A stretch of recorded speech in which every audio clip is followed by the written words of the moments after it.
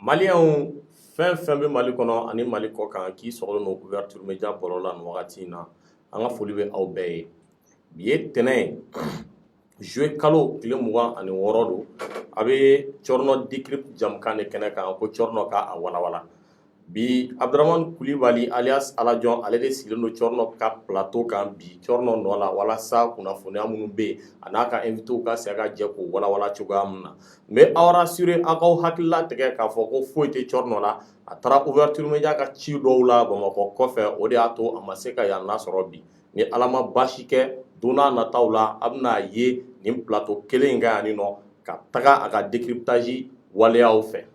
an tɛ se ka kuma daminɛ ni an b'an ka sponsor officiel fo a fɔlɔfɔlɔ o ye double Seven ye ni o ye boisson la sanbalaɲɔ ye i sɛgɛnna dɔrɔn walima i fari man di la n'i ye ale damadɔni min dɔrɔn a dakuruɲɛ damadɔni dɔrɔn i bɛ se ka i yɛrɛ sɔrɔ ani Yarawal station la sanbalaɲɔ station min ni malien bɛɛ kan ka a la valoriser station min ni malien bɛɛ kan ka a dɛmɛ parce que ale de ye station ye min bɛ ka se k'i kɔ da station baw kɔ la de renommée internationale i n'a fɔ Shell ani Total ale ye malien ka fierté de malien bɛɛ kan ka k'ale station in kɔni k'ale ɲini kosɛbɛ k'a tajiw k'u ka mɔbiliw kɔnɔ parce que a bɛ mɔbiliw ani motow a bɛ olu bɛɛ mɛn si la n ka invité ba fila bɛ n bolo yan nɔ bi n bɛna kuma di u yɛrɛ ma u k'u présenter aw la parce que an ka sujet ninnu bilama u ka girin kosɛbɛ a fɔlɔfɔlɔ an bɛna kuma an bɛɛ b'a dɔn k'a fɔ ko présentatrice min bɛ ORTM na ni ale tɔgɔ ye ko Lala Ture a ye fini dɔw don kɔsa nin na o fini polémique ba kɛra a la kuma caman fɔra finiko in na an bɛ an da tu o finiko in an b'an da tu o la a bɛ wagati kunkurunin bɔ an ye kuma dɔ mɛn Mali basket ko kun kan ni o yɛrɛ nana ni Fédération internationale de basketball malien min ni ale tun bɛ o ɲɛmɔgɔya la ni o ye Amani Yang ye ale ye walan sɛmɛ fɔlɔ ka se k'a to yen ko sariya tigilamɔgɔw olu k'u ka baara kɛ cogoya min na a tun fɔra ko Mali basket kɛyɔrɔ la ko waleya jugu dɔw tun bɛ ta ka an balakaw ko ka olu sɛgɛrɛ an ka kuma a bɛna boli o kan hali sisan nɔ an ma ɲinɛ an ma sɛgɛn ka d'a kan kunun an bɛɛ ye gouvernement ka communiqué mɛn communiqué min ni u b'a fɔ cɛ min y'a ɲini ka Asimi Goyita faga selidon an y'a mɛn k'a fɔ ko a cɛ ko a taɲana a taɲalen yan'a ka taɲa ko u kɛlen ka investigation daminɛ charge min b'a contre la ka olu ɲɛfɔ a ye ko a ka bana balila ka juguya u tagara ni a ye Gabriel Touré la ni ka tila ka bɔ yen ka taa projet nka ko a ma se cogoya si la ka sauver par fini ko a sara ko u ye autopsie kɔni exiger walasa ka se ka lumière kɛ a ka saya kan donna a nataw la an bɛna kuma olu kan n bolokɔrɔ yan nɔ bi an bamuso dɔ bɛ an bolokɔrɔ ni ale ye Awa ye Awa i tɛ maliyɛnw fo i ka se ka folikan jumɛn b'i bolo k'a ɲɛsin maliyɛnw ma i filɛbagaw foli an bɛ a ta k'a di Mali kɔnɔ ani a kɔ kan mɔgɔ minnu bɛ ka an lajɛ nin wagati in na ouverture média sanfɛ an ka foli b'u ye dan tɛ foli min na olu tɔgɔ de ye sɛgɛnbali ni ɲinɛnbali ka d'a kan ni nin wagati nin sera ka ban dɔrɔn i b'a sɔrɔ bɛɛ kelen ka téléphone b'i bolo bɛɛ bɛ ka ouverture média lajɛ o la an ka foli b'u ye dan tɛ foli min na ok o diyara an ye Cɔrɔnɔ ka premier ministre fana bɛ n bolo yan marabolo ɲɛmaga a yɛrɛ b'a fɔ cogo min ko Jeff Jir marakakɛ n yɛrɛ den don a tɛ n bonya sa nka n den don Jefaga folikan jumɛn b'i bolo k'a ɲɛsin i filɛbagaw ma sɔn na n bɛ bɛɛ lajɛlen fo mɔgɔ bɛ ka lamɛn nin wagati in na Mali kɔnɔ Mali kɔ kan an ka foli b'aw bɛɛ lajɛlen i n'a fɔ an balimamuso y'a fɔ cogo min na ouverture média an y'o de fɔ anw sigikun ye mɔgɔw de ye an bɛ wulikajɔ fɛn fɛn sabati an bɛ analyse fɛn o fɛn kɛ yan an bɛ kunnafoni fɛn fɛn di mɔgɔw ma an b'a kɛ walasa mɔgɔw ka bɔ kunpan na kunnafoni ko la wa mɔgɔ minnu n'u Ala y'a kɛ n'u olu sigiyɔrɔ tɛ Mali ye u ka se ka bɔ u ka jamana kunnafoniw kɔnɔ a jɛlen a ɲɛnama mais i ye kuma dɔ fɔ i ka kuma daminɛ la i bɛ rectification k'aw la ne t'i den ye i tɛ se ka ne sɔrɔ den ye parce que maninka tɛ se ka maraka sɔrɔ den ye n'est-ce pas voilà donc ok o de don Jefaga ka ɲini bɛɛ fana fɛ u ka émission u ka partager kosɛbɛ ok donc Jefaga ka kuma min ni barikaba donna la o ye mɔgɔw foli ani émission partager de an b'a ɲini aw fɛ aw k'a partager ka d'a kan kuma minnu bɛna bɔ yan nɔ su in na kuma nafamaw de don donc tuma bɛɛ weleli bɛ kɛ ka bɔ jamana kɔ kan olu yɛrɛ ko olu tɛ fan si lajɛ ni ouverture média tɛ parce que ko a bɛ kunnafoni minnu di kunnafoni ɲuman hakika a jɛlen ko a bɛ olu de di aw ka partage de bɛ se k'a to olu bɛ a sɔrɔ cogoya min na n'a fɔ an bɛɛ b'a kalama fɛn dɔ bɛ yen bi n'o kɛra adage ye ko chaque jour on dort on se réveille il y a de nouveaux dossiers donc dossier dɔw bɛ an bolo bi an bɛna se ka an da to olu la cogo min an b'a fɔlɔ an bɛ o ta ni o ye Lala Ture ka teniko min ni a ye jamana kɔni kuma caman fɔra a kan kɛrɛnkɛrɛnnenya la an ka bɔlɔlɔsiraw kan Lala yɛrɛ ye jɔn ye Lala bɛ baara kɛ ORTM de la aw bɛ di ni ma fili sɔgɔma o sɔgɔma a bɛ to ka o de présenter Lala yɛrɛ fɛnɛ de la ka kɛ Miss ORTM min ni a bɛ organiser san laban o san laban an ka jamana télévision so fɛ Lala de la ka kɛ o deuxième dauphine ye donc o ye k'a jira ko a cɛ ka ɲi kosɛbɛ parce que n'i cɛ man ɲi Seguba Bamino yɛrɛ ko k'i tɛ se ka kɛ Miss Malienne ye o tɛ tiɲɛ ye Awa mun de b'i fɛ ka fɔ Awa ka Lala ka teniko in na ani mɔgɔw ye kuma camanba minnu fɔ a ko kan. Bon Alajɔ i b'a dɔn Mali sigili man nɔgɔn Mali sigili bɛ i n'a fɔ ko jahanama kɔnɔ don i mana ko ɲuman kɛ o ye kojugu ye i mana kojugu kɛ o ye kojugu ye et puis tɔgɔtigi jamu de ye ko tɔgɔ tiɲɛ u bolo kɛrɛnkɛrɛnnenya na presse yɛrɛ de man ka fili presse man ka faute kɛ mais i bɛ taa sɔrɔ olu minnu bɛ ka Lala lagosi sisan ko Lala ye fini min don ko fini ɲuman tɛ ko fini lankolon don a caman bɛ yen nɔ o denw bɛ fini ɲankolon don a caman bɛ u yɛrɛ b'u sigi télé la u bɛ fɛn caman lajɛ a caman bɛ u ka téléphone b'u bolo mais est-ce que fini lankolon yɛrɛ don wa bon o ye u ka jateminɛ u sera ka min fɔ quoi Lala bɛ ORTM de la ORTM tɛ misiri ye église tɛ i ye tiɲɛ fɔ an ka taa fɛ mais ORTM tɛ église ye misiri tɛ baarakɛyɔrɔ de don bon baarakɛyɔrɔ min don denmisɛnnin de don n'a sɔrɔ ni mɔgɔkɔrɔba de don a ye fini modèle dɔ don min ni a donni man kan mais a bɛ âge min na a bɛ k'o fini de don bon maliyɛnw kɔni u filɛ nin ye ka kɛ dɔnni dɔngoma ye an musow bolo ni finalement fɔ ne yɛrɛ bɛ siran quoi peut-être i bɛ fini dɔ don a bɛ k'i yɛrɛ ɲɛna k'a ka ɲi ou bien a bɛ k'i ɲɛna ko ni n bɔra ni nin ye ko problème t'a la mais i bɛna ye i ye fini min don o fini ko kuma bɛ tila ka caya f'i bɛna nimisa i ka fini donni na et puis i bɛna siran fini dɔw don ta ɲɛ an musow yɛrɛ de ka fini don ka gɛlɛn e filɛ n'i ye fini o fini don i bɛ bɔ n'a ye mɔgɔ si tɛ se ka fɛn fɔ cɛ o cɛ n'i ye fini o fini don mɔgɔ tɛ fɛn fɔ mais ni muso ye fini o fini don i bɛ taa sɔrɔ muso fitinin o a belebeleba o musokɔrɔba bɛ fɛ k'a fɔ musokɔrɔba ni denmisɛnnin n'u ye fini o fini don i bɛ taa sɔrɔ mɔgɔw bɛ sɔrɔ k'u lagosi k'u ka baaraw latiɲɛ u bolo k'a kɛ fini lankolon ye bon jabaranin bɛ bɛɛ ka so télé bɛ bɛɛ fɛ yen bɛɛ den bɛ télé filɛ fini dɔw bɛ don o la muso ma tagama ka don mɔgɔ ka so mais a tiɲɛli kɛ n'o ye du bɛɛ ci cogo di ci cogo don an bɛ k'olu de ladege o mɔgɔ si tɛ se k'a fɔ k'i denw tɛ tubabu lajɛ télé la i tɛ se k'a fɔ ko chaîne dɔw bɛ yen nɔ k'i den t'a lajɛ mais hali n'u m'a k'i ɲɛna u b'a k'i kɔfɛ téléphone bɛ bɛɛ bolo bɛɛ bɛ fɛn dɔ lajɛ a la bɛɛ bɛ fɛn dɔ dɔn a la o tɛ muso la o tɛ cɛ la bon ne kɔni bolo Lala ka nin finiko in u kɔni u bɛ se Lala la de ye n'i bɛ se mɔgɔ la i b'i da sago donc e yɛrɛ bolo u bagara a ma ne kɔni bolo i ko ko n'i ye fini don ko dɔ bɛ f'i ma est ce que e yɛrɛ bolo hali ni Lala tun ye burumusi don mɔgɔ dɔ tun bɛ sɔrɔ ka tila ka dɔ fɔ a ma dɔw tun bɛ dɔ fɔ a ma cogo di dɔw tun bɛ dɔ fɔ a ma bari burumusi o fana n'a don cogo don parce que u yɛrɛ bolo burumusi donnaw ka yafa a ma i b'a dɔn ni i bɛ ka burumusi don u yɛrɛ bolo dɔrɔn n'i sara dɔrɔn i bɛ taa aridinɛ de kɔnɔ mɔgɔ minnu bɛ yen n'u tɛ burumusi don ou bien n'u tɛ kunnabiri biri u ɲɛ sirilen tɛ n'anw sara dɔrɔn an bɛ taa jahanama kɔnɔ mais alors que dusukun de don quoi dusukun de don i bɛ taa sɔrɔ dɔ bɛ yen nɔ a bɛ burumusi don dɔ bɛ yen a tɛ burumusi don mais ni i y'u ka barajiw da i bɛ taa sɔrɔ mɔgɔ min yɛrɛ tɛ burumusi don a tɛ kunnabiri biri ale ka baraji ka ca ka tɛmɛ burumusi donna kan burumusi don t'a ɲɛ ye burumusi donbaliya t'a ɲɛ ye dusukun de don mais o yɛrɛ bɛɛ kɔfɛ an filɛ k'ale burumusi min fɔ nin a tun bɛ émission min na diinɛ émission tɛ k'a ɲɛsin silamɛya ma olu bɛ ɲinɛ min fɛnɛ kɔ Mali ye pays laïque de diinɛ fɛn fɛn bɛ yen o bɛɛ b'a sago sɔrɔ est ce que hali ni burumusi tun tonna ale bɛ émission min yɛrɛ kɛ aw bɛ di diinɛ bɛɛ b'a yɛrɛ sɔrɔ a kɔnɔ est ce que o fɛnɛ tun tɛna kɛ sababu ye diinɛ wɛrɛ mɔgɔw fɛnɛ k'u bilenya mais o de don ne y'a sɔrɔ a tun ye burumusi yɛrɛ de fɛnɛ don o fɛnɛ tun y'a damana ko wɛrɛ de ye Alajɔn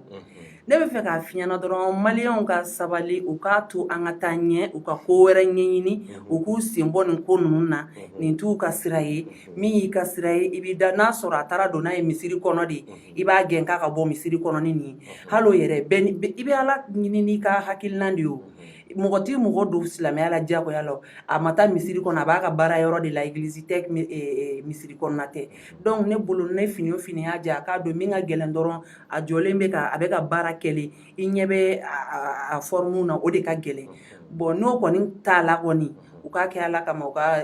muso to yen u k'an to yen quoi an k'an ka finiw don quoi ne mun u k'an to yen an k'an ka finiw don tiɲɛ yɛrɛ la vraiment u bɛ k'an tɔɔrɔlen kojugu an bɛ siran hali ne yɛrɛ bɛ siran n'i bɛna bɔ appareil ɲɛma dɔrɔn i bɛ siran ka fini dɔw de don k'u bɛna na a yɔrɔnin ta dɔrɔn u bɛ t'i lagosi k'i buruju lagosi k'i kabila lagosi k'i kɛ mɔgɔnin ye k'a sɔrɔ i t'o ye bɛɛ bɛ fɛn dɔ de k'i ka plaisir la o Ala jɔn ni ne ye kolan don bi ka na n sigi ou bien body bɛ body la ni ne y'a don ye u b'a ta k'a yira diɲɛ fan bɛɛ fɛ lagosili sugu bɛ d'an kan mais a ma dabɔ o kama o anw de kɛlen don ka ɲɔgɔn sɛgɛn yan sa ou bien o ɲana Jefaga dɔ b'i bolo k'a fara Awa ta kan bon Cɔrɔ Ala jɔn n ko Cɔrɔ yɛrɛ sa parce que ale ale sigiyɔrɔ voilà Ala jɔn Awa ye mun fɔ Awa ye tan de fɔ c'est à dire ne tɛ mun faamuya maliyɛn ka ko la quoi ne t'a dɔn maa yɛrɛ bɛ wuli ka jɔ sabati k'a fɔ ko parce que a ye nin fini don ne ko fini in na e ɲɛ bɛ muso in fan jumɛn la de ne ma yɔrɔ jugu kɔni y'a la mon cher an ka pervers dabila cogo di awɔ mɔgɔ dɔgɔya tɛ dɛ mais minnu bɛ ka muso ka tenue de ta c'est à dire k'i bɛ kuma n'o ye ko parce que an ye silamɛ jamana ye mais ne ko de un i n'a fɔ n ba y'a fɔ cogo min na a bɛ ka émission min présenter silamɛ émission tɛ o ye kelen ye a filanan ni aw ko kan ko an ye silamɛ jamana ye ne ko feeto tɛ bɔ ORTM la n'a sɔrɔ ni télé national de don dɛ ORTM na film tɛ bɔ yen wa film ninnu yɛrɛ kɛra sababu ye ka mɔgɔw furu sa yan wa est ce que wulila ka kɛlɛ ko la wa marimariw bɔra yan k'anw fitininama to furu joli sara o kama marimari bɔra ORTM na ka sɔrɔ anw fitininama don ne hakili b'a la très bien maa joli ka furu sara a kama munna mɔgɔw ma wuli ka jɔ sabati k'a fɔ ko nin film min bɛ ka bɔ ORTM yɛrɛ la a kana bɔ parce que an ye silamɛ jamana ye an ka sabali sa c'est à dire ne t'a dɔn u bɛna fɔ k'u bɛ muso lagosi ni nin ye ko a ye fini don mais n'i ye fini ta k'a lajɛ fini de b'a kan na dɔrɔn mais le problème de malien c'est quoi c'est que malien ka problème ba yɛrɛ yɛrɛ mun ye malien bɛ i bɛ baara mun waleya c'est à dire malien tɛ i kuma min bɛ bɔ i da ani i bɛ ka mun waleya a yɔrɔ la malien t'o jateminɛ dɛ malien b'a f'i ye apparence de la e muso ka fini a ka fini don ta e ye muso in fan jumɛn de ye ne ma yɔrɔ jugu ye i y'a fan jugu jumɛn de ye kɛnɛma a fan jugu foyi tɛ kɛnɛma o c'est à dire an kana na ko dɔw bɛ il faut que les gens il faut qu'on sache une chose la chose c'est quoi c'est que on est dans un pays laïque silamɛ jamana dɔ tɛ Mali ye koyi hali n'a y'a sɔrɔ silamɛw ka ca ne yɛrɛ ye silamɛ ye mais Mali tɛ silamɛ jamana ye Mali a bɛ fɔ ko silamɛ jamana don parce que silamɛ ka ca a kɔnɔna la mais sariya tagabolo kan le Mali c'est un pays laïque Mauritanie n'i y'a ta k'a lajɛ la Mauritanie c'est un pays islamique foyi tɛ kɛ yen ni silamɛya tɛ mais est ce que Mali ye silamɛya jamana ye wa sur le papier Mali tɛ silamɛya jamana ye mais an b'a fɔ k'an ye silamɛya jamana ye parce que anw silamɛw ka ca ni diinɛ wɛrɛ mɔgɔw ye minnu bɛ diinɛw la ani minnu bɛ fɛn wɛrɛw waleya hali mun tɛ diinɛ ye bɛɛ n'i ka tagabolo caman bɛ jamana mun kɔnɔ o de ye Mali ye c'est pourquoi a bɛ fɔ ko Mali ye pays laïque ye an ka sariya sunba mun bɛ yen n'o y'an ka constitution ye a b'a kɔnɔna la k'a fɔ ko le Mali est un pays laïque o kɔrɔ de k'a fɔ ko i bɛ silamɛ sɔrɔ a kɔnɔ i bɛ chrétien sɔrɔ a kɔnɔ i bɛ josona sɔrɔ a kɔnɔ i bɛ fɛn bɛɛ lajɛlen sɔrɔ a kɔnɔ donc ça veut dire que an bɛɛ fana ye kelen ye hakɛ ani an ka kɛtaw la an ba in a taara a y'a ka émission présenter a y'a kɛ télé la ne ɲɛ tɛ c'est à dire ne ɲɛ tɛ a fɛnw na quoi kungo wɛrɛ bɛ Mali da la kungo wɛrɛ bɛ maliyɛnw da la mun ni nin si tɛ kelen ye o le k'an ka ɲɛsin fɛn ma fɛn minnu bɛ se ka nafa ladon jamana kɔnɔ fɛn minnu bɛ se ka kɛ sababu ye ka degun bɔ jamana kɔnɔna la an t'an ɲɛsin olu ma an b'an ɲɛsin ko minnu ni nafa t'a la c'est pourquoi n ko n'i y'a ye maa minnu bɛ nin détail ninnu bɛɛ ta en compte walayi maa minnu don ka cɛ olu ɲɛ de tɛ tɛmɛ muso la sinon a ma se na o a caman bɛ yen i n'a fɔ n ba y'a fɔ cogo min na Lala ye fini min don caman denmusow bɛ yen silamɛdenw yɛrɛ dɛ an b'a fɔ ko silamɛw de don u fa silamɛw u ba silamɛw u bɛ fini don ka bɔ n'a ye Lala ye mun don a ka ɲi n'a ye munna mɔgɔw tɛ kuma o ko la c'est à dire que an kana fɔ k'an bɛ fɛn dɔw kɛ jamana kɔnɔ k'an bɛ fɛn dɔw kumaw dɔw fɔ Mali ye silamɛ jamana ye baari joli bɛ Mali kɔnɔ jɔn de bɛ taa dulɔ min a baariw kɔnɔ jɔn de wulila ka baariw kɛlɛ kɛ jɔn wulila ka baariko kɛlɛ kɛ yan maa minnu bɛ taa dulɔ min ye i tɛ taa sɔrɔ ko Zanbe ou Paul bɛ i bɛ taa mun sɔrɔ yen Mahamadu Musa Tijani c'est à dire que silamɛdenw silamɛ tɔgɔ i bɛ t'olu de sɔrɔ olu bɛ k'u fa dulɔ la o tɛ tiɲɛ ya munna mɔgɔw tɛ wuli ka jɔ sabati k'o baari ninnu datugu baari ba datugu yan ni silamɛya ko don n'an bɛ silamɛya ko kɛlɛ de la mɔgɔw kan ka wuli ka jɔ sabati ka baari ninnu datugu c'est-à-dire a fɛn dɔ bɛ yen quoi ne bolo jamana kɔnɔ quoi ni fɛn bɛ yen ni maa kan k'i ɲɛsin ko mun ma bi bi in na Mali bɛ yɔrɔ min na bi maa man k'a fɔ ko maa o maa ni jamana jɔyɔrɔ b'i la dɛ ni Mali jɔyɔrɔ b'i la n b'a fɔ ka d'a kan parce que mɔgɔw dɔw fana bɛ ala olu da olu bɛ nin ko ninnu de c'est-à-dire nin fɛn ninnu de la sinon an ka boîtes n'an ka fɛnw bɛ fa don o don fini minnu bɛ don yen hali u bɛna fɔ de ko parce que k'a bɛ présentation kɛ heure thème na mais a ma fini don pour moi a ma fini don mun ye fini lankolon ye a kunkolo datugulen don a y'a ka fini don i ɲɛ t'a a yɔrɔ foyi la kɛnɛma donc qu'on arrête quoi an ka bɔ nin kɔnɔna la ni maa bɛ bi ni ko bɛ yen ni mɔgɔw kan ka wuli ka jɔ sabati min na Mali ko la o ye de insécurité min b'an kan an kan ka se an bɛ se k'a ban cogo di kɔngɔ min b'anw na a kɔngɔ bɛ se ka ban cogo di minɔgɔ min b'anw na a bɛ se ka ban cogo di embargo binnen don maliyɛn minnu kan yɔrɔ wɛrɛw la an bɛ se ka wuli ka jɔ jumɛn de sabati walasa embargo ka bɔ olu kan mɔgɔw ka kɛlɛ kan ka kɔ olu de ye nka anw bɛ maako kɛlɛ de la ko a ye fini don fini e y'a yɔrɔ jumɛn ye fo n'i ye lupu dɔ i ɲɛna k'a lajɛ mun b'a kɔrɔ fɛ e k'o lajɛ an ka sabali an ka bɔ ninnu kɔrɔ ne yɛrɛ bolo ala jɔ nin ye fo débat de i b'a dɔn ni e yɛrɛ tɛ da dɔ nin sujet sugu la voilà i b'a dɔn problème ye min n'i y'a lajɛ e ye télé dayɛlɛ i y'a sɔrɔ lala bɔlen don fini min b'a la a m'i ja i ka télé bɔ a la jagoya tɛ a lajɛli ye mais u bɛ ka diinɛ ko ta ka don ko bɛɛ la ka ko bɛɛ tiɲɛ an bolo k'a sɔrɔ diinɛ yɛrɛ jɔyɔrɔ fosi tɛ nin na ok diinɛ ko tɛ a bɛ i n'a fɔ a ye fɛn dɔ fɔ moi je vous rejoins malgré que n bɛ ka présentateur ya kɛ n fana bɛ se ka hakilina di a kan primo lala ɲɔgɔn bɛ bɛɛ fɛ yen bi parce que i tɛ se ka famille na bɔ Mali la bi 100 k'i tɛna ye ko 90 ko olu bɛ fini min don fini sexy surtout sifinnaka donc je fɛ k'a fɔ cogo min nin ye faux débat de ye e tɛ se k'a fɔ ko lala kana ni fini don télé national la e yɛrɛ bɛ taga i sigi i bɛ Saloni lajɛ d'une part i bɛ t'i sigi i bɛ Fatumata Gul lajɛ d'autre part i b'i sigi i bɛ feuilleton lajɛ min bɛ passer 19h fɛ i b'a ye mɔgɔw bɛ ɲɔgɔn embrasser ne ko n'i bɛ k'a kɛ lamɔ de kama i denw kana tiɲɛ n'i bɛ k'a kɛ image ɲuman de kama i denw kana tiɲɛ ne kɔni bolo i ka combat fɔlɔ-fɔlɔ de kan ka kɛ k'a fɔ ORTM a bɛ ka feuilleton minnu la passer ni cɛ ni muso b'a jɔ ka ɲɔgɔn embrasser u ka o bɔ yen an dun ɲɛ t'a la Lala ka fini na k'i bɛ se k'a ye à travers ça mɔgɔw bɛ ka ɲɔgɔn embrasser ala jɔn t'i ka kuma tigɛ dɛ o feuilleton minnu n'i da magara la wallahi i bɛ taa an ka du dɔw kɔnɔ i bɛ taa an ka du dɔw kɔnɔ wallahi i bɛ taa sɔrɔ ni feuilleton yɛrɛ heure sera cɛkɔrɔba ni musokɔrɔba yɛrɛ de bɛ n'u sigi ka télé k'a la salon kɔnɔna la denmisɛnninw bɛ yen ɔ ni embrasseli yɔrɔ ni fɛnw sera mɔgɔw ka hakɛ to u b'a fɔ k'u bɛ commande ta k'a bɔ a la a ser'o la wa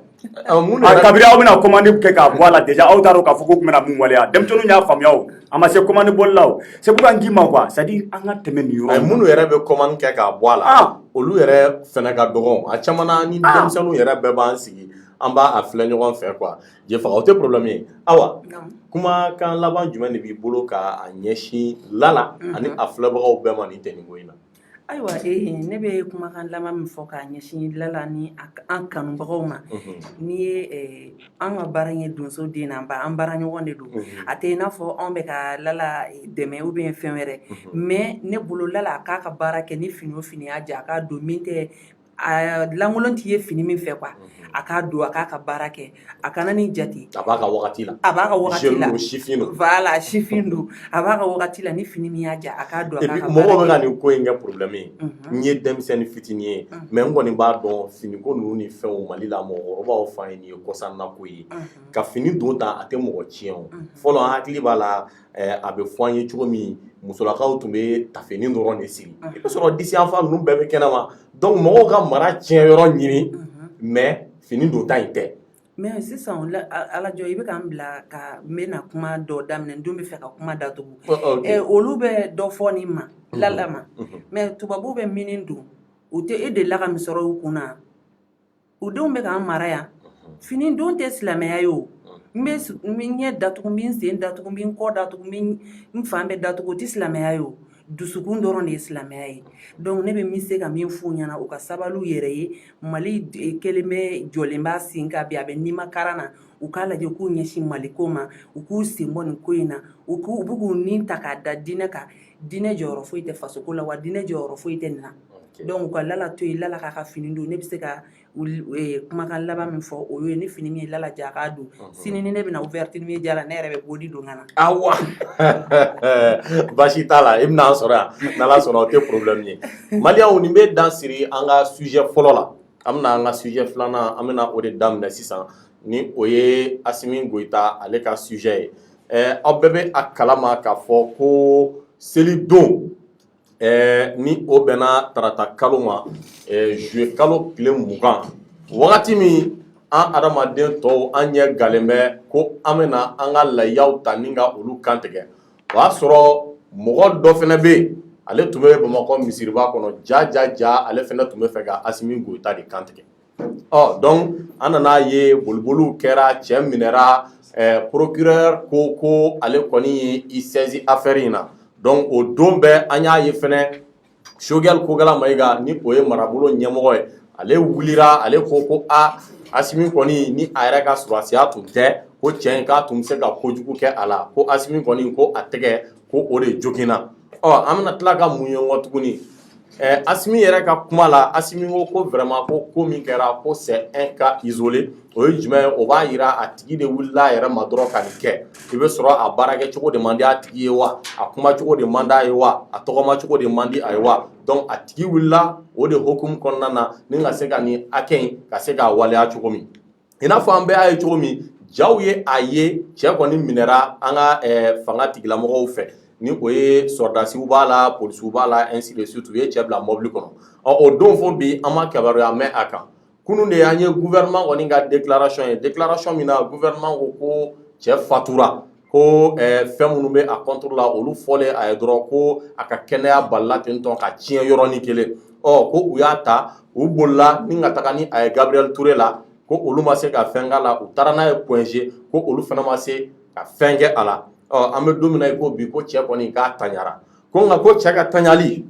ko o tɛna enquête bali ko ka d'a kan ko cɛ ye ko min kɛ ko ja Asimi tun ye kuma fɔlɔ min fɔ ni o ye cas isolé ye ko cas isolé tɛ bilen ko ka d'a kan ko enquête y'a to u ye élément dɔw sɔrɔ élément min b'a to ni a bɛ yira u la k'a fɔ ko cas isolé tɛ donc walasa ka lumière yɛrɛ kɛ cɛ yɛrɛ ka sali kan ko u ye autopsie ordonnée an kɔni an bɛ ka o autopsie de ma kɔnɔ ani enquête ka poursuit cogoya min na nin saya in a ye mɔgɔw dabali ban kosɛbɛ kuma caman fɔra depuis yani cɛ yɛrɛ ka sa depuis affaire daminɛra cogo min fo kana se bi la dɔw ko nɛgɛ haya de bɛ Asimi na o de la muru ma se k'a kan tigɛ mɔgɔw ye kuma caman fɔ dɔw yɛrɛ ko k'a ka formation militaire de y'a to a ye cɛ natɔ to k'a ta un coup la k'a bɔ k'a bin fɛn caman fɔra fo kana an se bi ma fo kana se saya in ma dɔw yɛrɛ fana ko mise en scène don donc Cɔrɔnɔ ka marabolo ɲɛmɔgɔ bɛ kɛrɛfɛ yan nɔ n bɛna kuma tɛnku ale la ale ka se ka dɔ f'an ye Jɛfaga e yɛrɛ bɛ se ka mun de fɔ nin ko in kan bon Alajon nin ko in n'i y'a ta k'a lajɛ kabiri a daminɛra n'o ye le 20 ye i n'a fɔ i yɛrɛ y'a fɔ i ka kɔrɔfɔ daminɛla cogo min na le 20 juillet a yirala k'a fɔ ko Asimi k'a to waati min na ni alimamu ye wulikajɔ sabati k'a fɔ k'a bɛ taga a ka selilaya faga ko maa dɔ fana nana ni muru ye ko ka wulikajɔ sabati ko fo ka Asimi fana kantigɛ i m'a faamu ko déroulera o cogo de la bon kumakanw fɔra ka bila bɔlɔlɔ siraw kan mɔgɔw ye fɛn caman fɔ c'est-à-dire fɛn caman fɔra ne yɛrɛ d'abord quand j'ai entendu ça a ye n dabali ban fɔlɔ parce que il faut qu'an ka ko daminɛ ni ko daminɛna yɔrɔ min na an b'a daminɛ ni o yɔrɔ de ye a ye ne dabali ban parce que je me suis dit que mais comment est-ce que nin bɛ se ka waleya parce que n'i y'a ta k'a lajɛ déjà Asimi yɛrɛ o ye an ka premier responsable de ye jamana yɛrɛ kalifalen don maa mun ma o ka lakana kan ka gɛlɛya c'est-à-dire togo la ka tɛmɛ fɛn bɛɛ lajɛlen kan mais k'a ye k'a fɔ ko maa dɔ bɛ wulikajɔ sabati ka na ko a bɛna nin kɛ Asimi la a ma kɛ yɔrɔ wɛrɛ fo wagati mun na yɛrɛ Asimi sigilen don k'a taara seli misiri la yɔrɔ la yɔrɔ mun ni alabato yɔrɔ don n ko tiɲɛ yɛrɛ la nin bɛ maa dabali ban n ko yali terroriste dɔ de donna wa ou bien mun de kɛra parce que n'i y'a ta k'a lajɛ mun ye maaw bila duti la kabiri ko daminɛ la n'i ye misiriba in ta k'a lajɛ ne yɛrɛ selila misiriba la kosɛbɛ n ye seli caman kɛ yen i b'a dɔn anw ye marakadenw ye anw filɛ nin ye ni anw b'an ka wagati an ni kalan wagati tɛ yen anw bɛ taa sugubaw la n'an taara sugubaw la vacances kɔnɔnaw la an ka cɛkɔrɔbaw bɛ manaw d'an ma u bɛ fila mananu ni fɛnw d'an ma an b'u feere ne yɛrɛ y'o kɛ suguba kɔnɔ Bamakɔ suguba kɔnɔ donc o wagati n tun bɛ taa seli misiriba in kɔnɔna la n ye fitiriw seli ye n ye fɛn bɛɛ lajɛlen seli misiriba in kɔnɔna la seli wagati bɛɛ n y'a bɛɛ seli ye fo n'a bɔra peut-être fajiri la parce que o ma deli k'an sɔrɔ yen ne b'a dɔn misiriba in filɛ nin ye mɔgɔ tɛ c'est-à-dire alimamiw bɛ seli yɔrɔ min na a yɔrɔ maa gansan tɛ don ye et don tɔw la fana don tɔw la don mun tɛ juma don ou bien seli donyaw ye o yɔrɔ ninnu da tɛ yɛlɛ fewu. I ka kuma ma faamu. C'est-à-dire yɔrɔ dɔ de bɛ yen nɔ. yɔrɔ dɔ de bɛ misiriba yɛrɛ kɔnɔ. min réservé don alimami. alimami ni hɔtu bɛ yɔrɔ mun na a yɔrɔ tɛ da yɛlɛ don tɔw la. donc i tɛ se ka don o da fɛ fo da min kan ka yɛlɛ. fo da mun kan ka yɛlɛ i bɛ don o da de fɛ. sinon doncogo foyi tɛ a yɔrɔ la. donc n'i y'a ta n'i donna misiriba yɛrɛ kɔnɔna la kɛnɛmalaba de bɛ yen a kɛnɛmana kɔnɔna la n'i ye misiriba in yɛrɛ kɔnɔna camancɛ maa minnu selila a kɔnɔna la u tulo bɛ n kan na i bɛ taa sɔrɔ c'est à dire wo dɔ de bɛ yen a wo in ji bɛ jigin a fɛ généralement kuma caman n'i taara i bɛ kɔnɔw de sɔrɔ u bɛ sigi a yɔrɔ la maintenant ni jumadon tɛ ou bien ni selidon tɛ mɔgɔw bɛ minnu bɛ taga ka taa seliw kɛ yen u bɛ seli o yɔrɔ in c'est à dire dingɛ filɛ nin ye mais maaw bɛ seli dingɛ ni tilebiyanfan u b'u ɲɛsin dingɛ in de ma maintenant président bɛ don yɔrɔ mun na ani alimami yɛrɛ bɛ don yɔrɔ mun na jumadonyaw fɛ o ye da fitinin dɔ de ye a da bɛ bɔ ka ɲɛsin c'est à dire artisanat maa minnu bɛ feereli kɛ sugu yanfan na yanfɛ côté fɛ a bɛ dayɛlɛ ka ɲɛsin o de ma maintenant mun ye dabali ban pourquoi an bɛ ka nin explication bɛɛ di parce que pour moi a ka gɛlɛn maa ka wulikajɔ sabati ka don a yɔrɔ kɔnɔna la k'a fɔ k'i bɛ taa ka taa président kuturu k'i bɛ to o agresser k'a sɔrɔ sécurité d'état ma bɔ a kalama gendarmerie ma bɔ a kalama polisi ma bɔ a kalama sapeur pompier ma bɔ a kalama alors que ni président dun kan ka don n'o ye an ka président de la transition ye n'a bɛ don a yɔrɔw la ni maa ninnu bɛɛ la kelen-kelen ni kɔrɔ kelen-kelenna bɛɛ lajɛlen bɛ déplacer ka taa a kɛnɛ kan walasa ka c'est à dire fɛn o fɛn bɛ yen dispositif fɛn kan ka ta u b'a bɛɛ ta walasa ni président donna a kan ka don sécurité kɔnɔna la olu bɛɛ de bɛ sabati a dɔw la yɛrɛ i bɛ taa sɔrɔ maaw dɔw yɛrɛ bɛ tenitigiw dɔn nka u bɛ civil fini na maa t'u dɔn yɛrɛ donc ne k'a ye k'a fɔ ko président c'est à dire an ka président de la transition ko o taara nin yɔrɔ la ko maa dɔw ka sɔrɔ ka don o yɔrɔ la foyi ma se ka kɛ o tigi ka don ni muru ye fo kɔnɔna la ka taa président agresser ne ko nin ye dabalibanko ye nin ye kamanaganko ye wa nin b'a jira an na ja k'a fɔ ko ni Asimi kɔni parce que Asimi de y'an ka responsable fɔlɔ ye ɔ ni Asimi tɛ c'est à dire ni maa bɛ se ka sɔrɔ maa min bɛ se ka wulikajɔ sabati ka taa fɔ Asimi kɛrɛfɛ ka taa nin k'a la anw tɔw kɔni y'a la c'est à dire que fila-filamanani ye mais anw tɔw y'a la fila-filamanani parce que n'i ye nin dispositif sécuritaire bɛɛ ta k'a lajɛ nin disposition bɛɛ ka bila yen k'a fɔ ko maa dɔw bɛ se ka wulikajɔ sabati a yɛrɛ ma tan ka na ka don misiri kɔnɔ maa ma se k'a lajɔ u ma muru y'a bolo fo ka taa se ko président agressé k'a b'a kantigɛ e ni ne kɔni ye ala jɔn an kɔni an bɛ ala ka mara kɔnɔ an bɛ ala ka sutura kɔnɔ sinon lakanako kuma kɔni o banna pewu donc wagati min na ko kɛra c'est à dire que moi la première question que j'ai eu à me poser o kɛra o de ye n ko yali nin bɛ se ka kɛ cogo di surtout don mun yɛrɛ ni sécurité bonyanen don kosɛbɛ président kɛrɛfɛ ka tɛmɛ hali don tɔw kan donc e yɛrɛ bolo mɔgɔ minnu ko a ko ye mise en scène ye e hakilina n'olu ta bɛɛ ye kelen ye voilà c'est à dire mɔgɔ minnu ko a ko ye mise en scène ye a daminɛ la ne ko n ko nin bɛ se ka kɛ cogo di a ye n dabali ban parce que ko dewulila cogo min na ne ko non n ko nin tɛ se ka waleya a tɛ se k'a faamuya k'a fɔ ko nin disposition sécuritaire bɛɛ bɛ yen ko mais nin wulikajɔ nin cɛ in ka wulikajɔ sabati ka na ni muru ye ka na fɛn kɛ n ko non n ko ne tɛ se ka da nin na n ko maa minnu bɛ k'a fɔ ko complot de don n ko tiɲɛ bɛ sɔrɔ ka k'u bolo n ko tiɲɛ bɛ sɔn ka k'u bolo parce que n'i ye kow taabolo ta k'a lajɛ n k'a bɛ gɛlɛya mais an bɛ sariya jamana de la kɔfɛ o kɛra yanni ne yɛrɛ ka vidéo ye fɔlɔ kabiri ma vidéo yɛrɛ kabiri an ma bila réseaux sociaux kan parce que ne bɔra misiri la ka na dɔrɔn n welela ka nin kuma fɔ ɲɛna n ko n taara n sigi fɔlɔ n ye hakilina jaga bɔ n ko n ko nin ye ko gɛlɛn n ko mais n k'an m'an sigi k'a tɔ lajɛ a bɛ ka taa taabolo min je faga selidon kɔni ni bi cɛ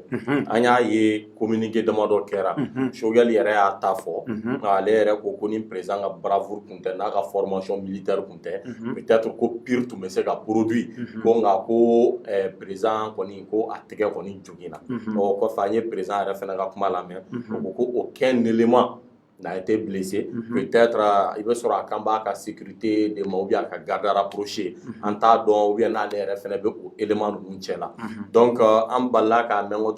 c'est un cas isolé. On veut mourir. Mɔgɔ i yɛrɛ ka bala dɔrɔn k'a fɔ ko dɔ décider peut-être Asimi tɔgɔma cogo de man di n ye i bɛ sɔrɔ a kuma cogo man di n ye i bɛ sɔrɔ a fini don cogo de man di n ye a bɛ ka action minnu poser olu man di n ye donc nga wuli dɔrɔn nga muru ta nga taa agresser ou bien nga gabakurun ta nga bun ou bien min ɲɔgɔnna kɛra faransi kɔsan na président ka politique man di nga tɛgɛ da tulo kɔrɔ ainsi de suite ka isoler ye olu ka sugu ninnu de donc an kɔni an ye kuma kura mɛn kunu ni o ye communiqué min na non seulement a bɛ fɔ ko cɛ sara wa ko ka in fɛnɛ tɛ ka isoler ye bilen i hakilina ye jumɛn ye changement minnu donna ko in na selidon ani kunu cɛ. Voilà, bon alajo n'i y'a ta k'a lajɛ kabiri selidon ta bɔra la communiqué mun kɛra n'o ye Choguel yɛrɛ ye Choguel ye wulikajɔ sabati ka taa ORTM na ne yɛrɛ ye Choguel ye ORTM la a bɛ ka kuma a ye ne yɛrɛ dabali ban fɔlɔ ne ko n ko mais parce que non mais je me suis dit que mais o tuma Choguel de gouvernement ka porte-parole ye wa ou bien porte-parole tɛ gouvernement bolo de généralement n'i y'a ta k'a lajɛ i bɛ taa sɔrɔ an ye gouvernement minnu ye ka tɛmɛ minnu ni tɛ kelen ye maa mun bɛ taa sigi ka kuma a la généralement i bɛ taa sɔrɔ porte-parole du gouvernement de don mais an ma deli ka marabolo ɲɛmɔgɔ ye k'a fɔ ko chaque fois min bɛ tali kɛ gouvernement kan k'o de bɛ t'i sigi. I bɛ sɔrɔ a dalen ba t'a ka porte-parole ka éloquence. Ayi mais n'a dalen ba t'a la a k'a wuli ka bɔ yen. Ayi mais o de don ni dalen t'a la a k'a wuli ka bɔ yen a ka ne ta ou bien a ka e ta. Ok continue. Mɔgɔ wɛrɛ bɛ minnu bɛ se k'a ka baara kɛ o. Ok. Maa baden de bɛ Mali kɔnɔ. donc kabiri communiqué kɛra fɔlɔ ko in kelen kɔfɛ an nana image ye. O kɔfɛ an nana ye ninnu nana communiqué kɛ n'i ye communiqué yɛrɛ kɔnɔna ta k'a lajɛ i ka kuma i ye fɛn dɔ fɔ Choguel y'a jira k'a fɔ ko Asimi ko foyi ma Asimi sɔrɔ ko fɛn dɔ ko Asimi tɛgɛ banana Asimi yɛrɛ ka kɔrɔfɔ la a y'a jira k'a fɔ ko foyi ma ale sɔrɔ kabiri ye mɔgɔw ko non ko kumaw yɛrɛ bɛ ka fɔ ɲɔgɔn kɔ et au-delà de ça aussi Asimi yɛrɛ ka kuma la a b'a jira k'a fɔ ko c'est à dire ko min kɛra i n'a fɔ k'a fɔ mɔgɔ ma commandité maa mun y'a waleya quoi ani maa jɛma ko tɛ a yɛrɛ de wulila a yɛrɛ ma dɔrɔn Asimi commanda ye ou bien peut-être Asimi ka fɛnw dɔ kɛcogo man d'a ye donc a ye nin waleya a yɛrɛ ma mais n'i ye communiqué in ta k'a lajɛ u ye communiqué min labɔ u ka communiqué kɔnɔna la o b'a jira k'a fɔ ko ce n'est plus un cas isolé o bɛ mun jira o b'a jira k'a fɔ ko cɛ minɛlen kɔfɛ u ye wulikajɔ sabati ka a ɲininka ɲininkaliw kɔnɔna la cɛ y'a jira k'a fɔ ko in ale kelen tɛ k'a waleya c'est à dire que ko in u ka kɔrɔfɔ la dɛ olu ka kuma la n'u ka kuma ta k'a lajɛ a b'a jira de k'a fɔ ko cɛ in ka isolelen tɛ o kɔrɔ tɛ dɔwɛrɛ ye k'a fɔ ko cɛ in kelen tɛ bilen a kelen tɛ bilen donc mɔgɔ wɛrɛw b'a kɔnɔna la i ye communiqué dɔ fɔ c'est vrai procureur a kɛra bɛɛ b'a dɔn ko Bagadaji kɔnɔ o bɛ commune 2 la o procureur de la commune 2 ale bɔra ka communiqué kɛ k'a fɔ ko enquête k'a bɛna enquête dayɛlɛ ka wulikajɔ sabati walasa mun kɛra sababu ye ni nin kɛra a waleyara cogo mun na maa mun y'a waleyara ani fɛn fɛn n'a kan ka bɔ nin ko in na walasa ka a tɛgɛ d'a kisɛ kan k'a ɲɛfɔ jamanadenw ye u bɛ se ka faamuyali sɔrɔ a la cogo min na k'ale bɛna o boloda o boloda ale fɛ ale ma bɔ ka dɔ fɔ maa ye k'a fɔ ko nin de bɛ yen nin de bɛ yen an balila k'a ye kunun communiqué kɛra k'a fɔ ko cɛ yɛrɛ ko a sara et puis u ka communiqué kɔnɔna la parce que fɛn dɔ bɛ yen il faut que les gens comprennent quelque chose olu ko k'olu bɛna autopsie kɛ mais olu yɛrɛ ka communiqué kɔnɔna la u b'a jira u ka communiqué kɔnɔna la ko u to c'est à dire u ka investigation na cɛ la waati mun na cɛ bɛ ka minɛ ka taa cɛ minɛra ka taa waati min na bɛɛ y'a ye o cɛ ka kɛnɛ a nin na o mais olu taara investigation wagatiw la tuma min na ko cɛ ka état de santé ko o dégradera i t'o o yɔrɔ ɲɛfɔ mɔgɔw ye parce que n bɛ bɛna kuma di e ma sisan information dɔw y'a jira ko cɛ kɔni k'a taara don min a ma se ka ɲininka o don yɛrɛ ko a taara dɔrɔn k'a y'a kɛ sunɔgɔ ye tabali kan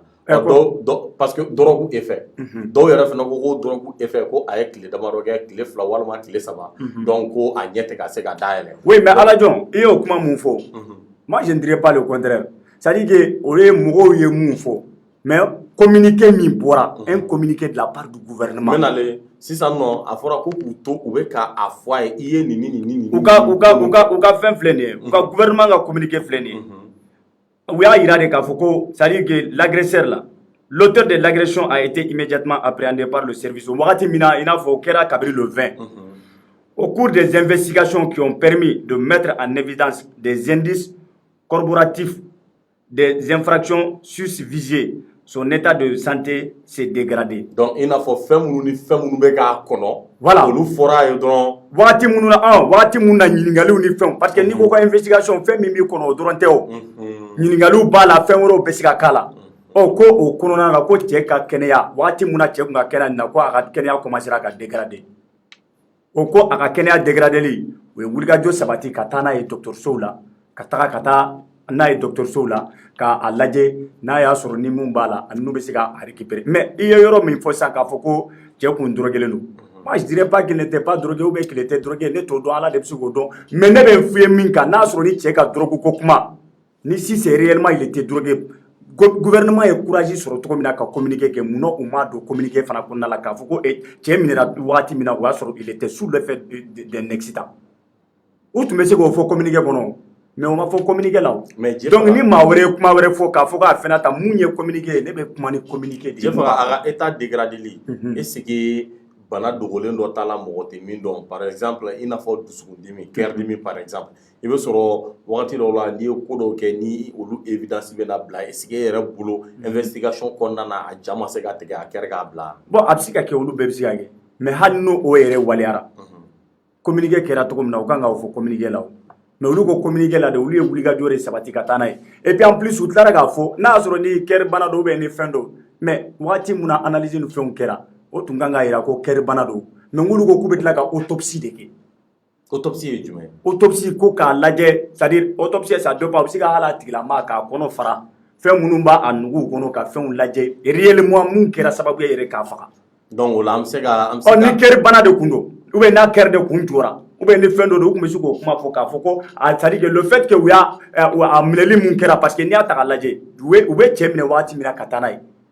a dontɔla mobili kɔnɔna la ou bien cɛ yɛrɛ minɛtɔla bɛɛ y'a ye k'a fɔ ko a kɔni u ye coup damadɔni d'a ma vidéo la an y'a ye an ye mun ye an bɛ kuma n'o ye. hali coup dira a ma k'a to mobili. voilà donc hali k'a to mobili kɔnɔ coup dira a ma maintenant a bɛ se ka kɛ comme mɔgɔw bana dɔw bɛ se ka cu i kan ka sɔrɔ i t'a kalama i bɛ tɛ fɛn minnu kalama maintenant ni coup ni fɛnw kɛr'i la après u bɛ se ka déclencher mais n'o kun don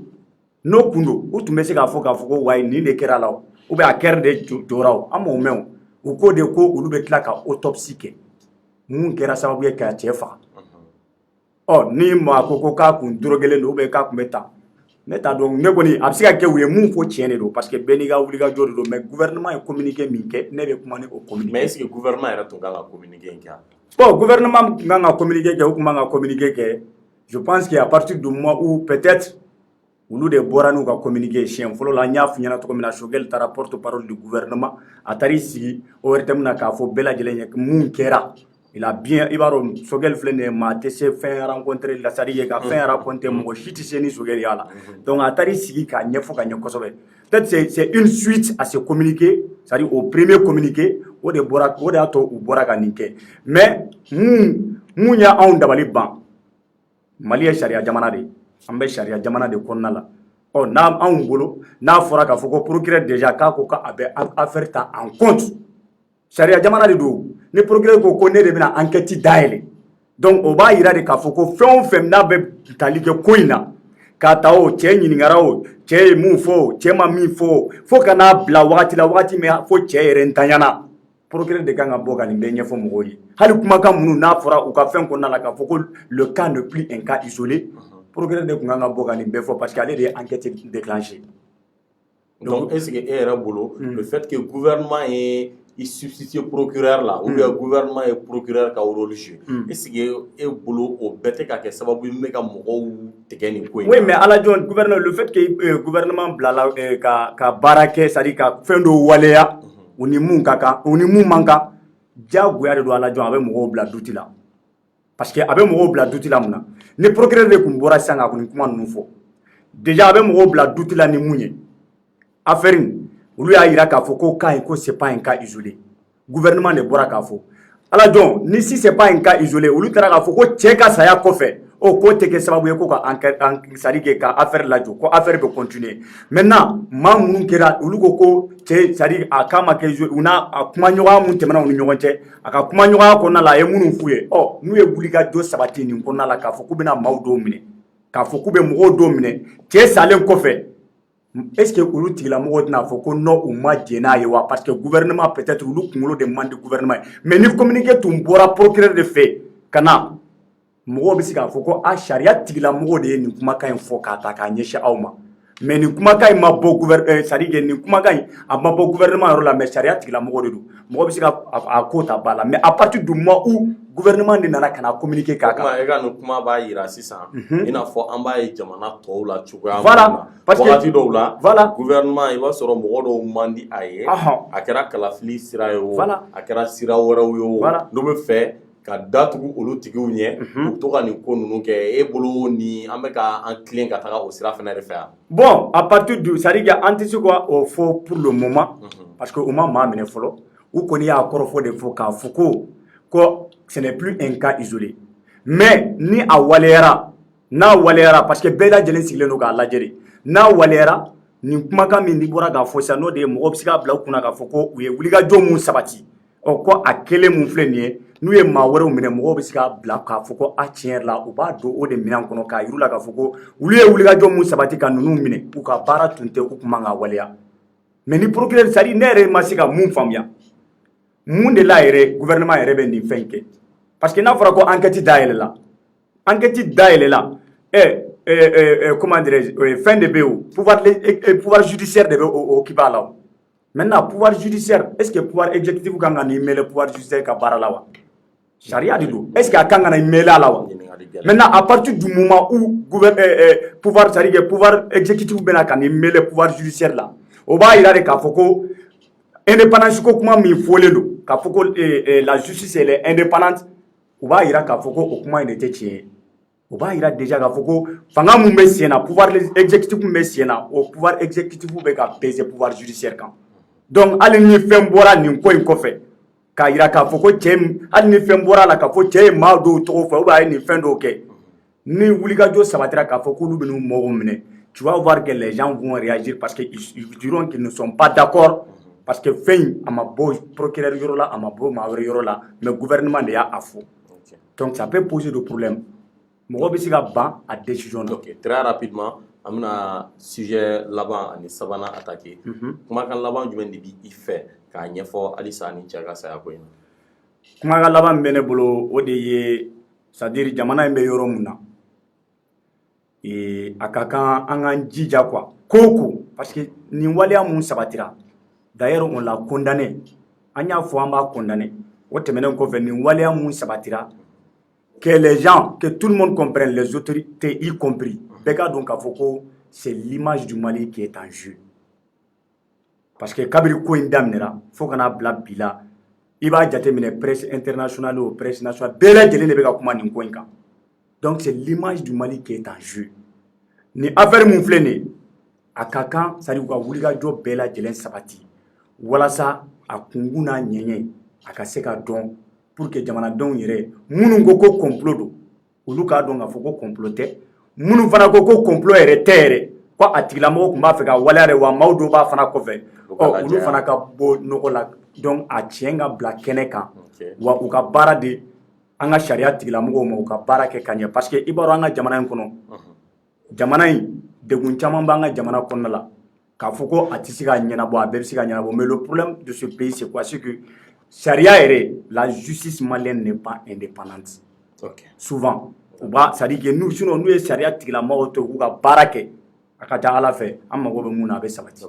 Voilà. Merci beaucoup Djefaga. Nin bɛ dan sigi an ka deuxième sujet la très rapidement an bɛna troisième sujet ta maliyɛnw a bɛ wagati kunkurunin bɔ an bɛɛ b'a kalama k'a fɔ a fɔra ko Mali baskɛti kɔni k'a daminɛ 99 fo an bɛ wagati min na i ko bi ko wale cɛjugu dɔw de tun bɛ to ka ta ni ka an balakaw ni ka to ka olu sɛgɛrɛ cogoya min na u kana se k'u ka baaraw ka olu kɛ a kɛcogoya la donc nin kuma in fɔlen Aman Niang ni o ye Fédération internationale de basketball président ye ale ye malien ye ale kɔni ye walan sɛmɛ a yɛrɛ ye fɔlɔ ko a b'a to sariya ka se cogo min na ka a ka baara kɛ an yɛrɛ an kun tagara Kayi wagati dɔ la o y'a sɔrɔ Kayikaw kun kelen don ka manifestation ba boloda walasa ka u ka soutien ka o porter Aman Niang ye k'a fɔ ko nin kɔni tɛ ko ye min ye Aman Niang ni o y'a jugu ye a ka famille ye mun de fɔ o yɔrɔ la u ko ko ni u bɛ juge kɔni u b'a ɲini juge fɛ u k'u ka baara in k'a kɛ fo k'a se a dan na entre temps an y'a ye k'a fɔ sigida 4nan ni o ye commune 4 ye yen nɔ sariya tigilamɔgɔw kɔni tun ye weleli kɛ mɔgɔw ka se u ma mɔgɔ min ni olu de kɛra ni fɛn in victime ye o ye jumɛn ye kɛwale ninnu taara ka muso minnu sɛgɛrɛ bi an ye mun mɛn ko Bamba monsieur Bamba ni ale tun ye Amaniang yɛrɛ mɔgɔ dɔw b'a fɔ ko a ka bara droit don parce que ale ni Amaniang u ye fɛn camanw kɛ ɲɔgɔn fɛ ale yɛrɛ fɛnɛ kɛra an ka basketball responsable ba dɔ ye bi ko ale nɔ minɛlen don k'a fɔra ko ale tɔgɔ ko o yera nin ko in na non seulement a minɛra wa dama ko ma ko mandat de dépôt dara kan an bɛ don min na i ko bi a bɛ kasobonba de la donc n'i ye mandat de dépôt dalen i kan o b'a yira k'a fɔ ko sariya tigilamɔgɔw kɔni élément caman b'u bolo n'est-ce pas élément min bɛ se k'a to i man tɛ ka bila bilen yanni k'i ka jugement kɔnɔ donc i bɛ minɛ fɔlɔ k'i datugu yanni jugement turu ka se ka se i ma je faga ni affaire in bɛ cogo min i bɛ se ka jumɛn de fɔ n na. Bon, je pense que kabiri ni affaire daminɛ la an ye wulikajɔ sabati nin na parce que a kumaw tun bɛ bɔlɔlɔ kan fɛn caman fɔra a la donc an fana ye wulikajɔ sabati ka ɲɛfɔli kɛ mɔgɔw ye walasa mɔgɔw bɛ se ka faamuyali sɔrɔ parce que maa mun tun bɛ affaire kɔnɔna la ni maa mun peut-être an bɔra ka explication di walasa mɔgɔw ka faamuyali sɔrɔ a la parce que maa caman y'a yira k'a fɔ ko n'i ye fɛn yɛrɛ ta ni Amaniang ni ale ye président de la fédération internationale de basketball a tɔgɔ b'a a ko la donc an bɔra ka ɲɛfɔli kɛ k'a yira k'a fɔ ko a ma fɔ ko Amaniang nɔ b'a la mais a fɔra ko wagati mun na wale ninnu tun bɛ ka sabati ko o wagati ko o kɛra ka Amaniang to président la fédération président la ko wa ko a b'a dɔw donc ko wa a b'a dɔw kalama a ma kuma donc an bɔra ka o yɔrɔ ko expliquer mɔgɔw ye walasa mɔgɔw ka faamuyali sɔrɔ a la parce que n'i ko ko Amaniang mɔgɔ don mɔgɔ min ye wulikajɔ sabati kosɛbɛ Mali basket ko la n'i y'a ta k'a lajɛ depuis dans les années 90 kɔnɔna la ka na fɔ 2007 ninnu na mɔgɔ don mɔgɔ min ye wulikajɔ sabati kosɛbɛ walasa an ka basket yɛrɛ a bɛ se ka don da la et je peux même dire que Mali basket féminin yɛrɛ ka na ni trophée caman ye jamana kɔnɔna la an bɛ se k'a fɔ o bɛɛ kɛra ale ka wagati de donc a ye wulikajɔ caman sabati n'an y'a mɛn k'a fɔ ko o tigilamɔgɔ surtout an ka référence de don Mali c'est-à-dire dans le sport dans le basket Amaniang ye Mali ka icône de an bɛ se k'a fɔ Mali ka référence dɔ de don parce que a ye min waleya et puis o de kɛra sababu ye d'ailleurs a bɛ yɔrɔ mun na n'a y'a yɛrɛ sɔrɔ yen a ka baara de y'a kɛ donc n'a fɔra ko dɔ bɛ yen k'a bɛ ka ko o tɔgɔ citelen don a la an ko k'an bɛ wulikajɔ sabati walasa k'a dɔn réellement affaire bɛ to yɔrɔ min na an ka wulikajɔ kɔnɔna la an nana bɔ a kalama k'a fɔ ko Amaniang an ye explication di mɔgɔw ma k'a yira fɔlɔ k'a fɔ ko a ma fɔ k'a nɔ b'a la mais a fɔra walew tun bɛ ka sabati wagati min na il était le président an ka kɔrɔfɔ nana o kɔnɔna la maintenant maa minnu tun tɔgɔ citelen don a kɔnɔ n'o ye Bamba ye n'o ye coach ye mun yɛrɛ i ko ko mun placera sous mandat de dépôt ale tun b'a kɔnɔna la et puis Mali yɛrɛ fédération je crois fédération malienne de basketball yɛrɛ ɲɛmɔgɔ est-ce que o fana ma démissionné et puis an bɔra fana ka ɲɛfɔli kɛ ko la ko min ni Amaniang y'a waleya ni fɛn dɔ fɛn ɲɛnama don parce que an y'a yira k'a fɔ ko nominɛni min kumakan mun n'a fɔra kumakan fɔlen Amaniang yɛrɛ ko bon ne bɛ démissionné ka bɔ n ka fonction na n'o de ye président ya ye n bɛ démissionné ka bɔ n ka fonction na k'an yɛrɛ bila justice ka baara kan u k'u ka baara kɛ n t'a dɔn ni hakili b'a la wagati an bɔra k'a fɔ an ko wa a y'o min kɛ o de kan ka waleya fana donc a y'o mun kɛ an y'o fɔ maintenant kana ye k'a fɔ ko Bamba ko enquête nana yira ko juge a fɔra ko le doyen des juges d'instruction commune Kati ko de y'a bila sous mandat de dépôt bon an bɛ se k'a fɔ ko n'i y'a bila sous mandat de dépôt ce que le juge a jugé nécessaire qu'il soit placé sous mandat de dépôt mais quand même mɔgɔw k'a faamuya fana k'a fɔ ko présomption d'innocence fana bɛ yen parce que jugement ma kɛ a tɛ se k'a fɔ ko Bamba nɔ b'a la jusque là sa culpabilité n'a pas été établie voilà il faut que mɔgɔw k'o yɔrɔ fana faamuya k'a fɔ ko a ma fɔ ko Bamba de y'a waleya a ma fɔ k'a waleyara fɔlɔ nka a yirala de k'a fɔ ko preuve dɔw bɛ yen c'est-à-dire que preuve dɔw bɛ yen minnu b'a sigan k'a la donc yanni o siga in ka ban pewu-pewu u bɛ wulikajɔ sabati walasa ka taga n'a ye ka taa bila yen fɔlɔ donc u bɛ continuer ni enquête tɔ ye ni enquête aboutira ka kɛ mun ye ni jugement kɛra don min na n'a yɛrɛ k'a fɔ k'a nɔ b'a la ani mun ka kan u bɛ boli a kan n'a ma ye fana k'a fɔ k'a nɔ b'a la n'a bɛ bila a bɛ bila c'est tout. Voilà. I ka o kuma ɲɛna je faga il urge fɛn dɔ bɛ yen nɔ an ka se k'a ɲɛfɔ mɔgɔw ye pour que u k'a dɔn kɛrɛnkɛrɛnnenya la sifinnakaw mɔgɔ caman bɛ yen nɔ n'a fɔra ko harcèlement sexuel u caman t'a dɔn ko min don i bɛ sɔrɔ attouchement ninnu ni fɛnw min yɛrɛ bɛ yen k'o b'a dɔn o mɔgɔ de ka dɔgɔn ji faga u k'a dɔn k'a fɔ ko hali ka to ka muso lajɛ k'a fɔ ko cɛ i bɛ forme na bi dɛ o bɛ harcèlement sexuel la ji faga ni a kuma tɛ i n'a cɛ k'a kɔrɔ i furumuso tɛ fosi baaraɲɔgɔnya kokumu kɔnɔna na i man kan tɛ k'a fɔ muso ma a cɛ i bɛ forme na bi dɛ ji faga ka to ka muso lajɛ ni nege filɛli sugu dɔw ye i n'a fɔ k'a disiw filɛ ta ou bien ka fɛn dɔw kɛ ji faga o ye harcèlement ye ji faga attouchement ka to k'a tigi mɔmɔ kɛrɛnkɛrɛnnenya la mɔgɔw ka hakɛ to siyanfan ninnu fɛ walima dugumayafan ninnu fɛ ka to ka olu kɛ a kɛra woro wo a kɛra yɔrɔ wɛrɛ ye a bɛ fɔ olu ma ko attouchement sexuel ji faga surtout min fɛnɛ fɔlen don bama ka affaire la o ye fɛnɛ ko pédophilie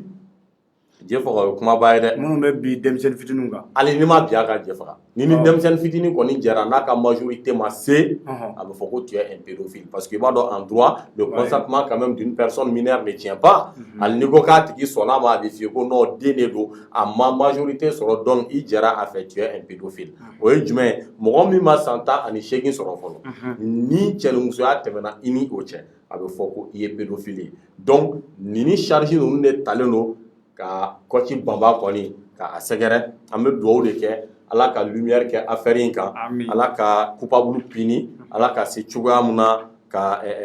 innocent ninnu ka olu fana bila je faga kɔrɔfɔ laban jumɛn b'i bolo kɔrɔfɔ laban k'i fo ka an lamɛnbaga bɛɛ lajɛlen fo minnu b'anw lamɛn don o don n'u tɛ segin an lamɛnli la ka dugawu kɛ fana an ka jamana Mali ala ka a basigi halisa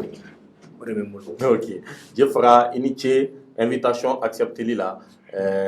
nin bɛ dan siri an ka bi émission na ka a yira aw la k'a fɔ sujet ba saba de tun bɛ an bolo o sujet ba saba an sera ka caman fɔ olu kan k'a ɲini aw fɛ halisa aw ka émission ninnu partager minnu ma se k'a sɔrɔ direct la olu ka se cogoya min na k'a lajɛ hali direct tigɛlen kɔfɛ ok jama ko Cɔrɔnɔ kɔni bɛ an bolo kɔrɔ bi yanni an ka appel tigɛ fɔlɔ Cɔrɔnɔ i ni su. Allo Cɔrɔnɔ. Ça va? Basi t'i la kɔni. Basi tɛ n na dɛ mɔgɔw ko ko n bɛ Cɔrɔnɔ décrypte plateau kan yan bi donc Cɔrɔnɔ tɛ ka bi ta walawala ko ala jɔn yɛrɛ de bɛ k'a walawala. Folikan jumɛn b'i bolo k'a ɲɛsin i ka audience ma? Ala jɔn n bɛ foli lase maliyɛn cɛman ani musoman ma denmisɛnnin ani maakɔrɔba an fana baw n bɛ bɛɛ fo ka an ka laadatigiw fo ka an ka karamɔgɔw fo an ka masakɛw an ka fanga bɛ maa minnu bolo bi n bɛ foli lase u ma ouverture média yɛrɛ kanubaw n'u bɛɛ kelen-kelenna fo diɲɛ fantan ani naani fɛ Mali seleke naani bɛɛ la ka Cɔrɔnɔ yɛrɛ kanubaw fo kosɛbɛ ka foli lase n yɛrɛ ka directeur sanuma ba fila ma ni o ye Yusufu Mangara ani Cheikh Tijani Jara ni o ye Ti Jara ye ka foli lase e yɛrɛ ma ala jɔn ni ko k'i wale ɲuman dɔn i ka cɛsiri la ani n ka marabolo ɲɛma ni o ye Jɛrijɛrira a n'a bomosu a n'a nunkɔrɔsiw n'a bomosu b'a fo kosɛbɛ donc vraiment n bɛ foli lase bɛɛ ma. Cɔrɔnɔ i bɛ min nin wagati in na? Wagati in na ala jɔn n bɛ Keɲeba n bɛ Keɲeba mara la an sera Keɲeba wulada in na vraiment Dieu merci an bɔra Bamako sɔgɔmada in na k'an kunsi Keɲeba ma donc an n'an bɛ ci kunkurunin na Keɲeba dugu kɔnɔ donc an bɛ foli lase Keɲeba ka bɛɛ ma Keɲeba dugutigilakaw n b'u fo n b'a alimamiw fo n bɛ an ka sariyatigi minnu bɛ Keɲeba kɔnɔ yan an bɛ foli lase u ma ani ka fara an ka jamana représentant fɛn bɛ Keɲeba kɔnɔ yan ani entreprise ba fɛn bɛ Keɲeba kɔnɔ yan minnu n'an bɛ ka na an ka sanu bɔ tileniya kɔnɔ n ko tileniya dɛ minnu n'an b'a bɔ tileniya kɔnɔ n'u tɛ ka bɛn jamanadenw kan donc nin ye ne siɲɛ fɔlɔ ye ka se Keɲeba yan ala jɔn de bɛ ala ye ne da diɲɛ kɔnɔ fo ka na bila bi la n yaalala Mali yɔrɔ caman n tɛmɛna Kita fɛ ani k'an to waati min na voyage la Kayi mara la mais n ka se Keɲeba pour la toute première fois ala ye o latigɛ bi de donc an bɛ Keɲeba kɔnɔ yan an bɛna tile fila FIFA kɛ Keɲeba kɔnɔ yan inchallah yen ka di yan? yen kɔni bon an kɔni sera yan k'a sɔrɔ fiɲɛ kɔni bɛ ka lama kosɛbɛ fiɲɛ sumalen y'an fili an dɔ ye Keɲeba kɔnɔ yan an y'a sɔrɔla maaw nisɔn ka di yan kosɛbɛ musow bɛ furufuru yiranw na yan cɛbakɔrɔw nisɔndiyan bɛ u ka bɔ sanu ɲini yɔrɔw la anw yɛrɛ kɔni donna yan an kɔni ye bakɔrɔnin dɔ sogo ɲini k'o ɲimi yan kosɛbɛ ka boisson kelen ni ngoni ba kelen ni an ye bakuroni do sugo nyimi ko biya ko fe an ye double seven do miya ka donc yango ni an ngoni do ne ko man do fitri wati donc an ngoni an biya folo ka se ka kile fla bara na mbula bana me bara muna jama do mi ko kala ma inshallah parce que mo gona ina ka fo ouverture média la anti bama kutron on biya jama do ndi kama ni ala ko ni alla tige kan zira yoro ambita abeka andan zigle to bama ko ouverture média be ka bunya si sa be ka ke jama do tay wa dona tawla inshallah wa mi kala be onge ka se ka ouverture média correspondance ka sigi mali rex fampe kay marawla sika sumarawla moti marawla donc ama barawla am go be jamana do wat bawla kosobe re donc o de même non la décryptage iga marabolo nyama ala mi fe décryptage marabolo nyama marakeke fama ana ngoro shuna de koroshu jer arbasiti la ko tadori wem live tigi kuma kan laban juma bi bolo ka nyeshin iga audience ma mi audience befo mo munun bi ka lameni ke tari ku ka don afo an ni chorno ti plateau ka ouverture média ça continue parce que on début fala bi bala ala jon ni nete ala jon be ni nete marabolo nyama be ni nete nyama be tari ke ni nete fi mari kali be anga chan quoi anga chan donc ouverture média la aklikelen do ambe amuvo jamana donye chorno ka foli bi se bema ka fo mali kono ya on début fala bi bala jamana ko chama bi mali kono ala jon surtout ne reflet zone muna ne we kenye bamara aba kala machino ko manga onde la ka wuli anyi wuli ka jo chama nge ala kosobe donc ka se anga jamana nyima ko foni ko ko kala ma ka fo de ko mbe kenye ba ka ni kenye ba ta kala je wallahi ala jon kenye ba warti ki jamana da yeske tira famia ka fo ko ali quran yere ti kenye ba ko na quran ti ya ede masia kurande wa o ko fe fana ku chama be ko de ku chama be no mu me jamana do ngabo abetse ka ba kile am se ka fo fama mu temena kumu am se ka ndege nyeshu mo lu ye munge yani bechere c'est vrai ni ay kinyi ba be de ku kono bi ne ko munde nana nay sino anyi mu me ne resile ya den do bi baro la kinyi ba kono ko chorno folo ba kala ma ka fo kinyi ba ni alni mo yoro fra mo ku to yoro fra la u be be sanu buruburu nu mo ba fra nyo ka tuga nasongo voilà wala so se ka communiquer choko mona donc ba ira ka fo kenyo ba dugu kono na kai res e dugu yere be na folo duguti be se ka famia o dugu yere ka ala ambika na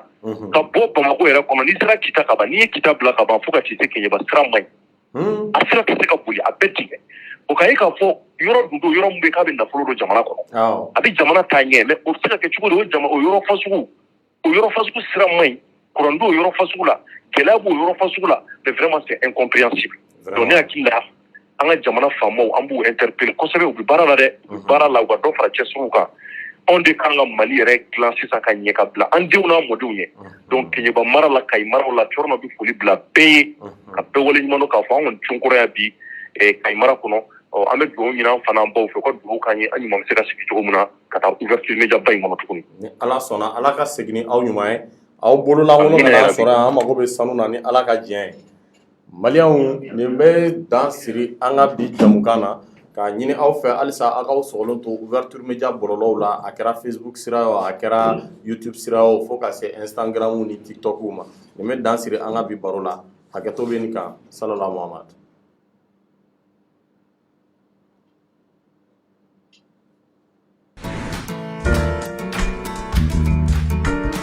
Abana peu awo auka disukasi tajikola bolimafɛn ko ta fan o fan o kɔni wa o banna pewu yarawal nana ka maliyɛn bɛɛ lajɛlen lafiya esansi ɲuman gazuwali ɲuman tulu ni bolimafɛn minɛn ɲuman bɛɛ lajɛlen sɔrɔ yɔrɔ yarawal de do yarawal la aw ka bolimafɛnw be ko k'a jɛ k'a lahalaya bɛ jate minɛ k'a di masawura la i da ɲɔgɔn fila ye o kɔfɛ a ma se k'i yɛrɛ sɛgɛn yarawal la i be se k'i ka fɛnmisɛni santaw bɛɛ lajɛlen sɔrɔ wa sɔngɔ damatɛmɛ diya yarawal k'i dɛmɛ i ka taamaw la k'i nisɔndiya ka segi so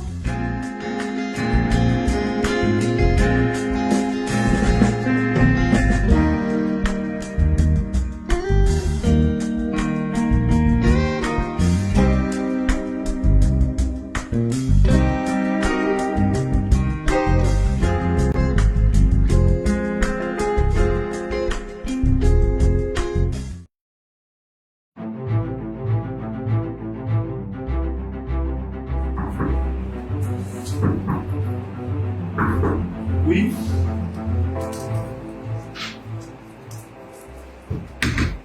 Bonjour, Charlie. Bonjour, comment est-ce que Monsieur Koulibaly. Ok, voilà. Monsieur Koulibaly. Ah, merci. Ah, je me rappelle, c'était pas chez ça. Ah, je me rappelle. Ah, ok. On a fait encore un qui m'a fait une killing. On est là, mais c'est ça. L'histoire de service. On a parlé de ce que la calana. Il y a lancé la parole. Kasi kala chuma. Kasi la formation que je sais pas.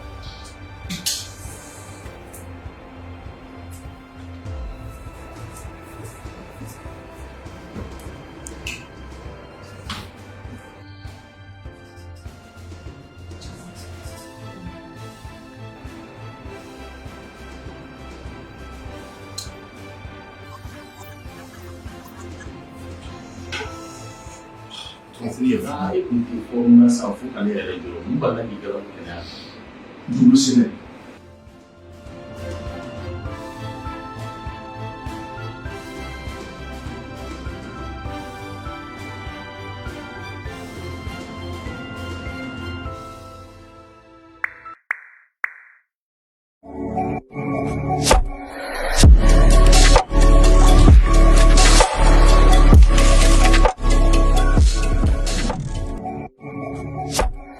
Intense Love, le nouveau parfum pour hommes et femmes by RJ Cosmetics.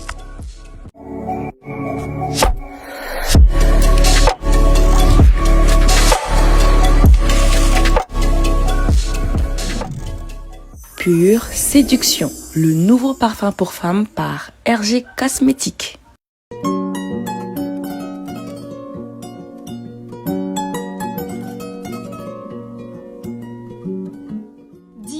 Société Sodima ka safinɛ kura gilannen de don awɔ kana aw lafiya a ka sokɔnɔ baara bɛɛ lajɛlen na fininɔgɔko b'o la minɛnɔgɔko b'o la fɔɔ ka taa se farikolo yɛrɛ saniyali ma safinɛ dima a jɛnsɛnnen don Mali fan 14 bɛɛ lajɛlen na mɔgɔ minnu fɛnɛ mago b'a caman santa la u bɛ weleli kɛ 75 30 fu ani 51 safinɛ dima safinɛw ka sanbala ɲɔ k'i sigi k'i kunjan a bɛ miiri ko fɔ nka miiri cɛba ti bɛɛ ye Magic Mega Store ale kɛra miiri cɛba dɔ ye ni ka se ka wulikajɔ dɔ sabati ka na ni américains ka produit dagabanaw ye an ka jamana kɔnɔ Magic Mega Store olu ka wulikajɔ an'u ka cɛsiri u ye ka se ka américains ka marchandise baw u ka produit ba minnu bɛ yen ni a kaɲi adamadenya yɛrɛ taabolo ma ka olu lakana kosɛbɛ ni ka se ka donna ye an ka ban Maliba kɔnɔ Magic Mega Store u ka wulikajɔ n'u ka cɛsiri o ye américains ka dun ka faw taasiraw la boisson b'o la biscuit b'o la fo ka taa bila an ka nafɛn dumuniw olu caman b'o la Magic Mega Store u ma da o kelen ma u tilala ka wulikajɔ sabati mun ye baganw ka dumunifɛnw ye sɛ b'o la wulu b'o la fo ka taa bila baganfɛn caman na ka na n'olu ka dumunifɛnw ye an ka jamana kɔnɔ Magic Mega Store ma da o kelen ma cɛnya yɛrɛ taabolo la an balimamusow ani américains ka tugu dalabanaw ye tulu minnu bɛ k'a kaɲi adamaden farikolo ma fo ka taa se américains ka tele ɲumanba ninnu ma ani u ka meubles minnu bɛ k'an ka telew bɛ sigi u sanfɛ fo ka taa se fɛn wɛrɛw ma américains u ka mɔniw ni u b'u wele nazarakan na ko Quaker Magic Mega Store u daga bɛ Bamako u ka nɛgɛjuru sira o ye 20 20 85 50 66 74 85 51 walima 66 64 85 52 Magic Mega Store i kɛra maliyɛnw jigi